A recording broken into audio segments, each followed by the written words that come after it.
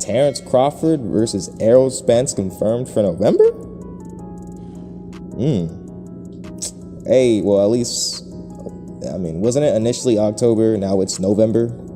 When is this fight going to be officially announced, though? When is this fight going to be officially announced? Like, you know, I like how in boxing and in the boxing realm, I like how in the boxing world, people are just like, the fight's really close. The negotiations are really, really, really close. The negotiations are really, really, really, really, really, really, really close.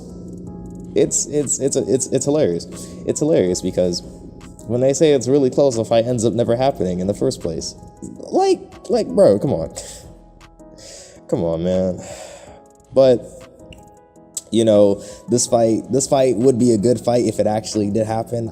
Y'all already see my dang prediction for this. You already see my prediction. It's just, despite what people may say and other YouTube channels will say about this fight, I just don't know if it would happen this year either. It's just about timing, and I don't think this is a good time for this fight to happen necessarily, whether if it's a good fight for the fans or not. You know, I've heard Crawford demanding over $15 million in money. I've heard a lot of stuff. I've heard a lot of things, and I've heard that, you know, even at the same time, there aren't many, I think this is how it works, right? To an extent. Pay-per-views, you know, and all the earnings can distribute around the entire, like, organization. That's how, you know, PBC and stuff have their own money. Like, to make big fights, you need money to spend and money to give to both of those top two fighters. And if there isn't enough money around that's going around, maybe in terms of sales or buys in the first place, in a lot of bad performing venues, or at least venues that are popular, but the fights aren't doing that well in numbers, you shouldn't expect to see a top fight because of how expensive it would be. Unless you go to like Saudi Arabia, where they have those Arabic guys who have billions of dollars, just put in millions of dollars just to see that fight. Like, that's different. And promotional companies still have to win rights to get that. Like, you know, Eddie Hearn lost that. He lost that one against Anthony Joshua versus Usyk. I'm pretty sure he lost that to Sky Sports, I think. Or Frank. I think it was Sky Sports. I don't know. It's one of those two.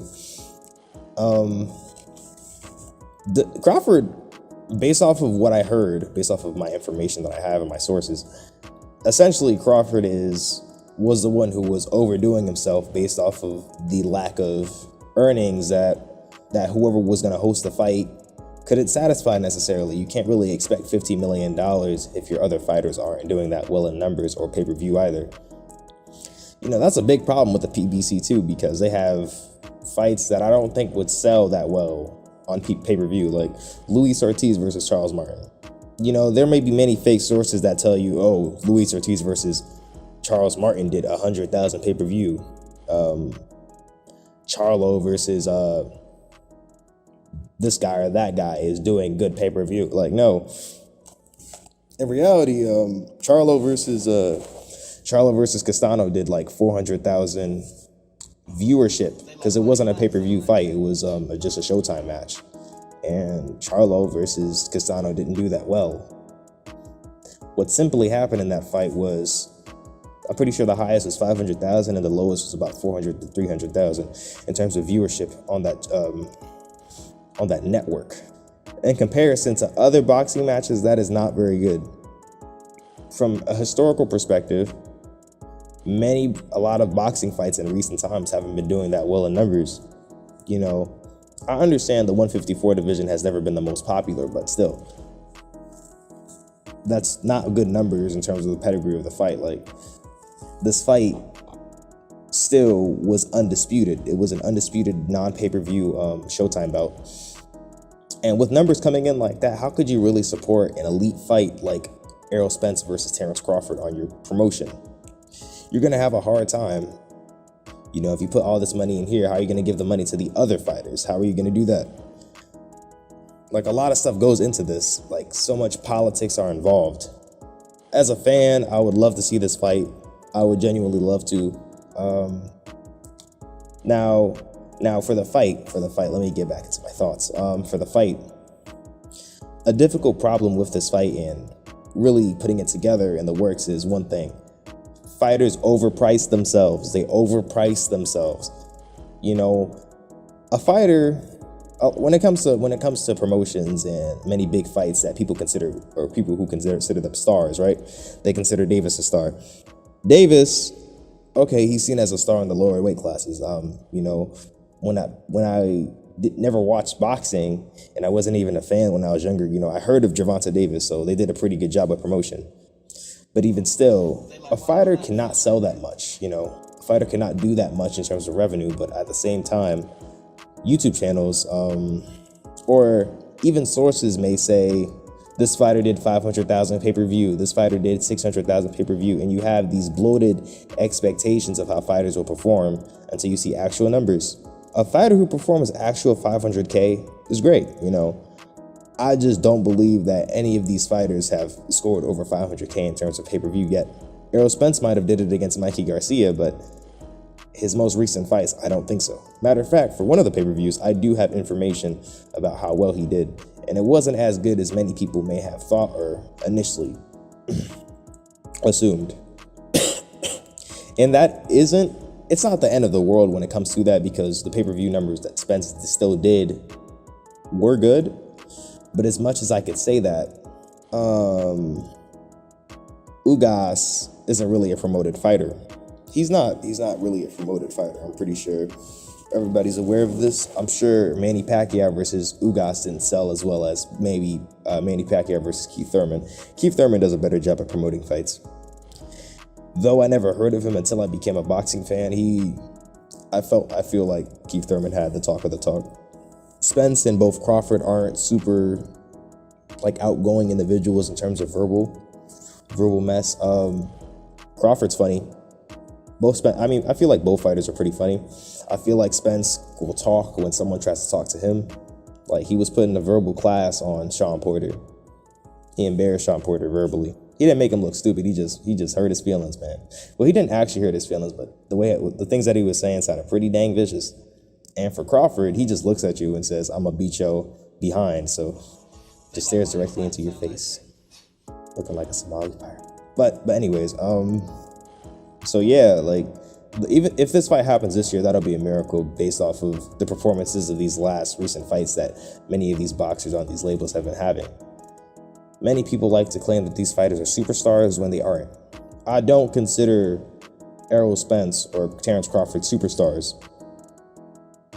They are stars in boxing, definitely, but boxing has went from a mainstream sport to a more touche sport per se. And it isn't as mainstream as it once was. It wasn't as mainstream as it once was, maybe even 10 years ago. I understand boxing is making a slight resurgence back into the main public stream, mainstream eye, due to Jake Paul and inviting kids to becoming actual hardcores, which is great. And that's something that's good for boxing as well. Many people say Jake Paul is not good for boxing when he is. I don't know. I don't even know how good Danny Garcia versus Jose Benavidez is going to do. I'm unsure about that. Is that going to perform as well? Is that going to perform pretty good? I don't expect Danny Garcia versus Benavidez to perform that well. I expect it to be okay. Pretty decent. If it was on pay-per-view, I would assume it would do like, maybe these are pretty low pay-per-view expectations, but 60,000 to 110K there's a pay-per-view, because both fighters aren't.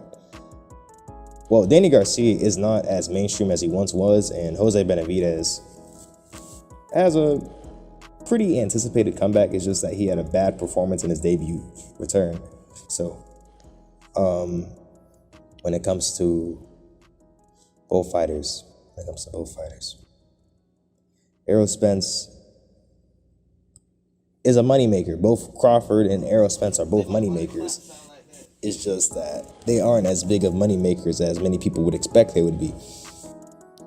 Terence Crawford and Errol Spence. All right, doesn't Crawford make like 6 to 5?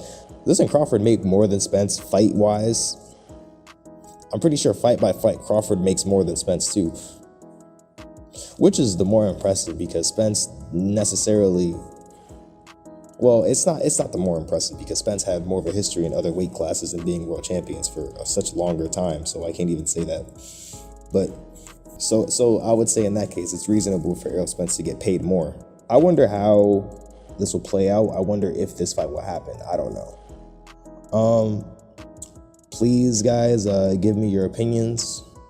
How do you guys feel in the comment section? Let me know your opinions about this fight. Let me know if you think it's going to happen this year in actual November. Let me know if you guys actually believe sources when they say the fight's really, really, really, really close to being finished. Also, hit the bell, please. I need you to hit the bell. The bell is like super important to me. I have a very, it helps a lot. All right, bye. Thank you for watching.